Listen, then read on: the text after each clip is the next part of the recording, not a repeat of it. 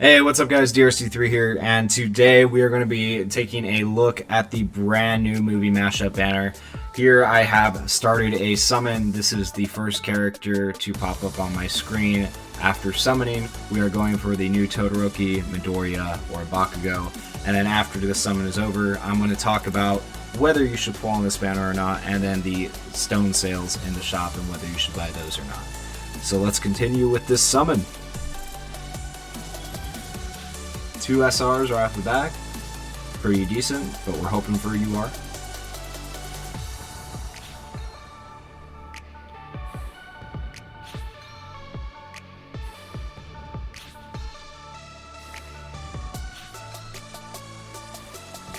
Ooh. Does not look like we're gonna get it. Alright, so we did not get any of the UR characters. You can see what I pulled there. Couple of memories that are decent, but, well, one memory that's decent, but that's about it. Alright, so, let's talk about this banner and what it has in it. Okay, so this is the brand new movie mashup banner that's come out with the brand new world heroes, Midoriya, Bakugou, and Shoto Todoroki.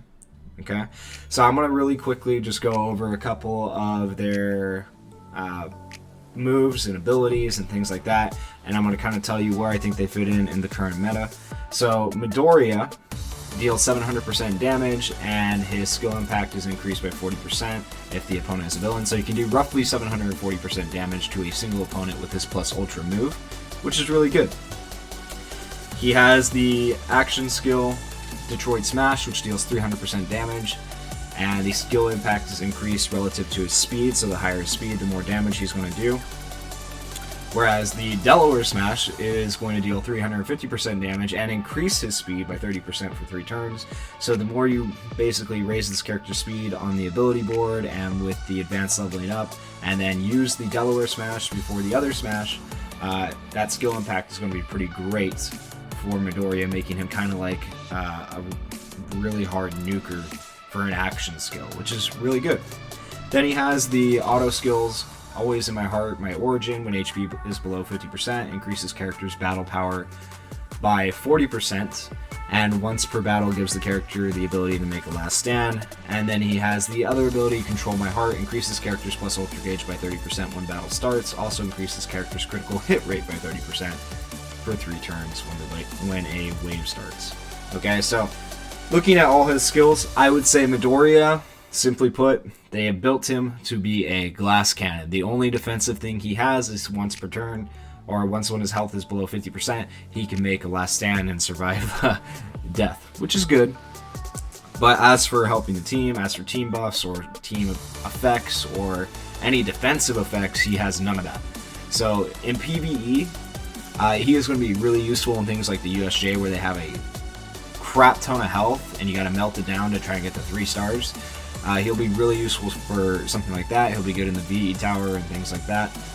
But as far as PvP goes, he won't be the best character because he doesn't have anything defensive to help you. I could see him being good if you team him up with Kirishima or somebody who can tank the hits, but if he gets hit, he's just going to be melted away really quickly. So as far as rating him in the current meta, I would say Midoriya was like B tier in PvP, and I'd put him towards A tier, not quite S, because I think he could have some better skills for PvE. Moving on to the new Bakugou, he deals 700% damage to a single opponent. His skill impact is increased by 40% if the opponent is affected by a critical hit rate down. Okay? And I'm assuming one of his action skills is going to give him that critical hit rate down, meaning that basically Bakugou can once again do 740% damage to a single opponent. He's sounding similar to Midoriya, probably a glass cannon too, but we'll see.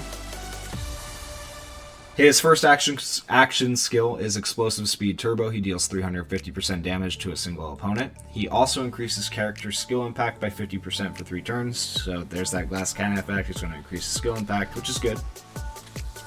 His next ability is Armor Piercing Shot.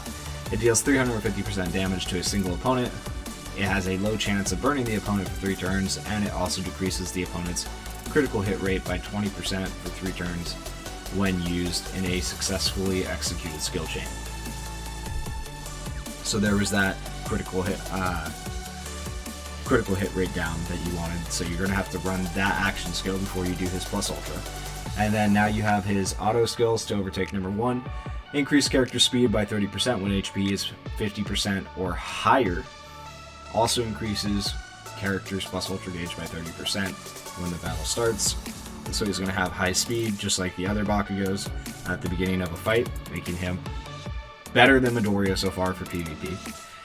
Condensed strength increases character's power by 40% when HP is below 50%.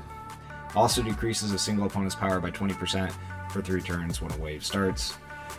So he does have the ability to raise his speed, and he has the ability to reduce opponent's power, which is automatically going to make Bakugou just a little bit better than Midoriya in PvP. So instead of B tier like Midoriya, I'd probably place Bakugou in A tier because they have a lot of the same things, but he's just going to have better effects. He also has a chance of burning, even albeit it's a low chance, but it's still better than no effect like Midoriya has. So A tier in PvP, and I'd also put him in A tier in PvE because it's a lot of single targeted damage and abilities on himself and enemies, no real team impact or team help. And lastly, we're going to look at Todoroki. Todoroki's plus ultra move is already 100% lower than Midoriya's and Bakugou's. He deals 600% damage to a single opponent. He has a high chance of freezing the opponent for 1 turn though, which is huge. High chances, I think probably the highest any Todoroki has so far. Medium chance of binding the opponent for 1 turn, which is also a pretty good effect. So if you don't freeze them, you'll probably bind them, so you're almost guaranteed to freeze or bind them with your plus ultra move. So that alone makes up for the 100% damage deficit or difference between Bakugou, Midoriya, and Todoroki. His first action skill is an attack all action skill. He deals 225% damage to all opponents with a low chance of burning all opponents for 3 turns. He also increases skill impact of all allies by 30% for 3 turns. That increase on the skill impact of all allies by 30% for 3 turns is huge. That's like taking Bakugou's effect, which was 50%, for himself, and then applying it to all teammates. It makes him just so much better already than both the Bakugou and the Midoriya. The fact that he can help all of his teammates by 30%, that's crazy. Okay, and let's take a look at his Ice Block. His Ice Block deals 300% damage to a single opponent. So this is different than the other Todoroki's Ice Blocks with a attack all. It has a medium chance of freezing the opponent for 1 turn. It also reduces damage to allies by 30% for 2 turns when used in a successful skill chain. So he's looking good because he supports the whole team. He reduces damage for all allies by 30%, which is huge, really good in PvP. Set Yourself Ablaze lowers the chance of all allies burning for 3 turns. That's a passive skill, so he's also going to lower the chance of burning for them. And then he's also going to increase his the character's power, his power, by 40% for 3 turns when the wave starts. So that's really good. He's going to increase his own power as well. Oh, that's not his own power. That's, I believe that might be everybody's power by 40% because it says all for that auto skill. I'm not sure, but I think that's how that works. So that would just make this guy absolutely nuts and broken. Anyways, the last passive skill here of my own free will increases character's power by 40% if there are any pro heroes on the team. And so if you pair this guy up with a pro hero, his auto skill is basically going to make his damage just like Todoroki's, just like Bakugou's and Midoriya's did. It's going to raise his plus ultra move damage by 40%, as well as his other abilities by 40%. So basically he has a 640% damage plus ultra that he can do once all the math is worked out. So pretty good. Alright, and let's take a look at their plus ultra moves really quickly, and then we'll talk about the shop, and then I will give you guys my declaration of whether you should pass or pull on this banner. So let's watch Midoriya.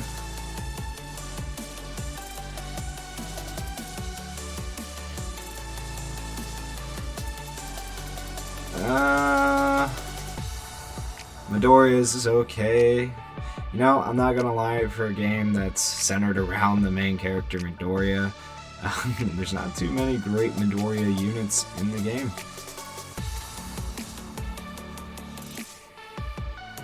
Like, Bakugou's already looks 10 times better. No, 20 times. Bakugou's is really good. Really, really good. Let's see, Todoroki's. That was pretty sick. The fire. I feel like the ice and the fire there at the end could have been a little better. Could have been animated a little cleaner. I don't know. With these three models and the animations, I feel like they always turn out kind of wonky. But by far, probably my favorite animation is going to be the Bakugou's. As far as pulling on this banner, I think personally I would prefer the Bakugou, but I'd say, like, in terms of order, they kind of put it backwards. The Todoroki is the best character to pull, then Bakugou, and then Midoriya would be the worst character to pull. Don't get me wrong, they're all going to be decent, but that's really the order for this banner. You want to pull Todoroki first, he's the most important, then Bakugou, then Midoriya. Really quickly, let's take a look at this UR memory. When equipped by a male character, increases character's skill impact by 40% and speed by 30%.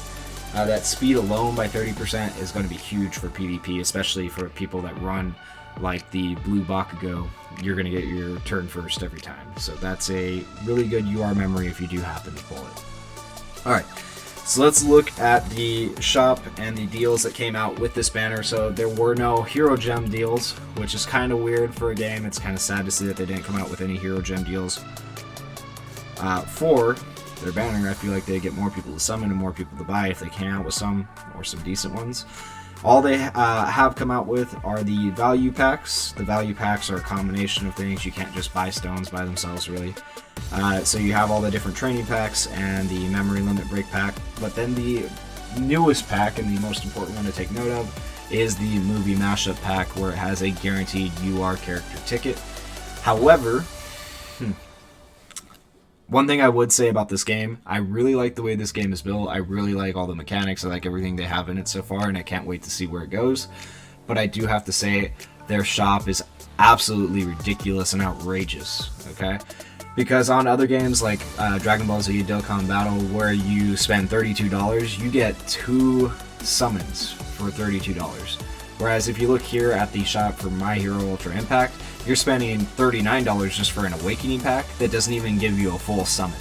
It gives you 400 stones and you need 500 to summon. That's ridiculous. You don't even get a full summon for $40. Now you do get the ability board items, but who cares? You can go grind those out and get those in the game yourself. Like, no, the only reason... There's realistically no reason to buy these packs unless you're just a whale. Now, I'll admit, I bought a few of them myself because I just wanted the stones, I wanted the items. I was trying to level up early in the first week so that I could participate in the Ultra Arena and get as high as possible. But realistically, these are not great prices for the shop. And then the movie ticket box, or part of this value pack, is a whole other thing we need to talk about. $65 for 650 stones and 1 guaranteed UR character. Now that is at least 1 full summon you're paying for. So I'd say in terms of summoning, you know, I would give a summon in this game about the value of $30. That's what I'd be willing to pay for a summon. So that means essentially you're paying $35 more for a UR character. Now you have to decide for yourself whether these 3 characters are worth it or not to you, and whether you want to spend that $35 just for 1 character and 1 gacha game on your phone. Now me, I might go spend that money because, as you saw at the beginning, I did not pull the character. And I do want one of these characters at the very least, and if I can get one of them guaranteed, that'd be nice. And if I do this ticket summon and I get the Midoriya, I'm going to be happy but very, very sad at the same time. So my advice to you when it comes to buying these, do not buy them if you can help it. Grind out the stones in any way you can. If you haven't completed your quest yet, do all that first, and then do all your summons. And then if you've done all your summons and you haven't gotten the character and you really want the character, then you can go buy some stones, then you can go buy these packs. But do that after you've tried your free stones and your free-to-play things. Now, I'm not going to lie to you, once you've beaten the quest, there's not a ton of content in this game yet. Like I said, I'm excited to see where it's going, but you might have to buy some stones because there's not a ton of stones to be gained in the USJ or VE towers once you've beaten the basic parts of those. There's a few missions you can do, but not much else. So, yeah, you'll have to decide for yourself whether you want to spend the money on this or not.